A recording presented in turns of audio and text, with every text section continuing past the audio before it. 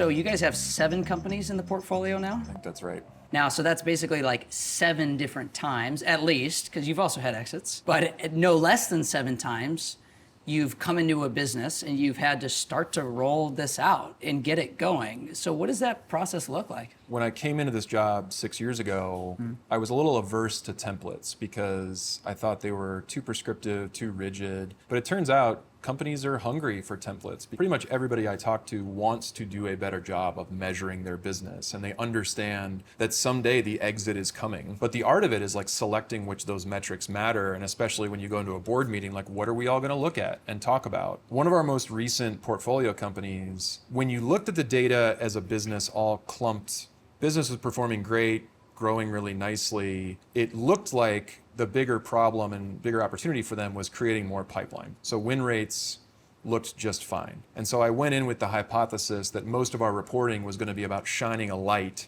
on our ability to create pipeline. I stopped myself because this business had 2 very distinct segments, one of which was more established, one of which was newer and still kind of finding its footing. And when you broke the data apart on pipeline and win rates across those 2 segments, it told a very different story. So in the bigger, more established segment, our win rates were great, upwards of 40%. So that told me, given the choice between focusing on more touches or fewer drops, it was a more touches strategy.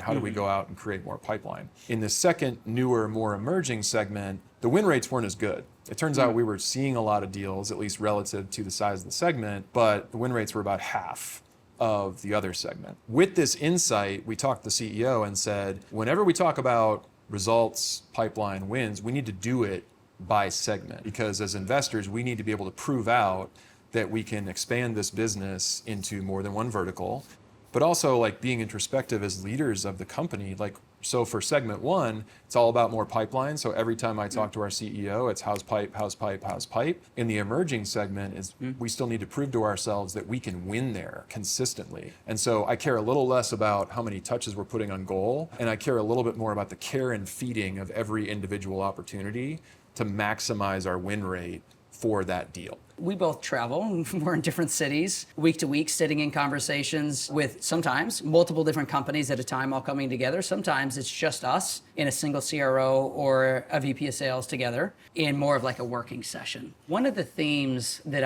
I've been hearing on these 2 levers is I feel like we've been bringing a lot of top of funnel solutions to mid funnel problems. The old playbook of throw more at the top of the funnel, force more activity, is eventually going to translate to what we want in revenue down through the funnel. And yet, instead of that ability to win by force here, we have to win with more finesse here. The question that I'm getting over and over again is, how do we look more like 40%, not 20%? Because I think a lot of people listening to this, they probably heard that and they're like, well, that sounds pretty good. Yep. Like if we could be winning 45, 48, 50% of our pipe, what I have to do and spend and hire for at the top of the funnel, that totally changes. So I'm curious how that maybe kind of matches up with some of what you're hearing as you're going city to city, talking with different teams, different leaders. What's one of the themes that stood out to you? I'd say the thing that I hear most of all when we get real with sales leaders, with marketing leaders, is just challenges with time. So the biggest challenge that I see is leaders are not making enough time to be introspective. And they are not using their calendar and creating force and functions where they have to pull themselves out of the chaos that you talk about and ask themselves, how is this really going? What is the opportunity I'm trying to get after? Like, what's next? And the best ones that I see know how to wield their calendar in a way where there is space carved out for them to reflect and get introspective and identify the next challenge. It's really hard to do. And I hear that from a lot of CROs and CMOs. The ones that make it happen are typically the ones that perform better. If you were to ask most leaders, how are you feeling right now in one word? If you got past busy, which is just like, granted, to your point, is like on the flip side of it is just like tired. On Monday, I was sitting in on a conversation and Nick, who's the SVP of sales, was asking all of his leaders around, hey, how are we changing the way that we run deal reviews to look at written content, to evaluate discovery, and how often are we doing this? How many different deals are we going through and evaluating the business case for? The goal was to like set a goal, like number of sellers per segment evaluated and graded per week. Good goal, by the way. It was, and that was the direction that the conversation started to go to, but Nick actually took it in a different direction, where I was like, oh, this is great, like we're getting toward a goal on like specifics. But Nick took it sideways in the best of ways, and what he said is, well, actually what I want to do is set blocks on your calendar for the minimum amount of time per week that you will spend. And his point was, set that in place and you tell me what it conflicts with, and I will go to the rest of the business and make sure that we clear it off your calendar.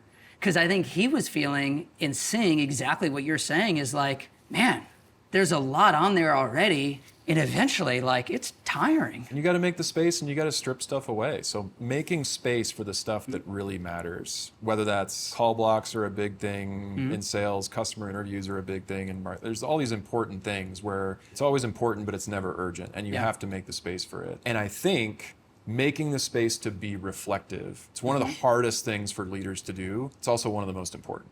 So what is your one word to wrap everything up with? Clear. I think the best leaders are clear on what's going on, what's most important, how we're doing, and what we're doing about it. So clarity, clarity, clarity. That's what I'm thirsty for as an investor, as an operator. It's what the best leaders show me.